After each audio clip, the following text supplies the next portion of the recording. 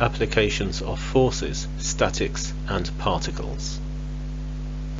Example 4. We have a particle of mass 3 kilograms with weight 3g attached via this light inextensible string over this smooth pulley to another particle of mass 1 kilogram and weight 1g newtons. The particle here is resting on a smooth inclined plane, so we can ignore any forces due to friction. To work out the value of P, this horizontal force applied to the particle on the incline, and the value of R, the normal reaction force, we have to resolve forces parallel to the incline for this particle and perpendicular to the incline for this particle.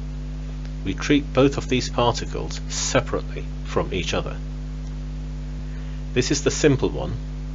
The whole system is static, so nothing is moving, so the vertical forces on this particle will be balanced, so T will be equal to 1g newtons.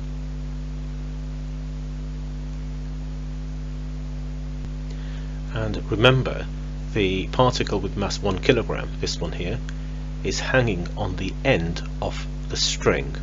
There's nothing supporting it underneath. We solved the problem by looking at these two particles completely separately from each other. So I've just looked at this particle here. Now we move on to this one, where we have to resolve forces parallel and perpendicular to the incline. So if this is 45 degrees, then the angle here is also 45 degrees. So we have 3g cos 45 and 3g sin 45. Force P. This angle here is 45 degrees, so P cos 45 and P sin 45. Now the forces acting on this particle, they have all been resolved parallel to the incline and perpendicular to the incline. So resolving parallel to the incline, this direction is positive. We have T plus P cos 45, again pointing in this direction, and then minus 3g sin 45 pointing in the opposite direction, all equal to 0 because of equilibrium.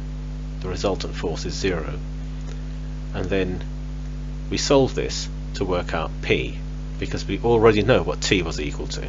T was equal to 1g newtons. And now resolving perpendicular to the incline with this direction as positive, so we have R minus P sin 45. You'll see that this arrow is in the opposite direction to this direction, hence the minus, and then minus 3g cos 45 equals 0. We already know what P is, so we can work out R, 31.8 newtons.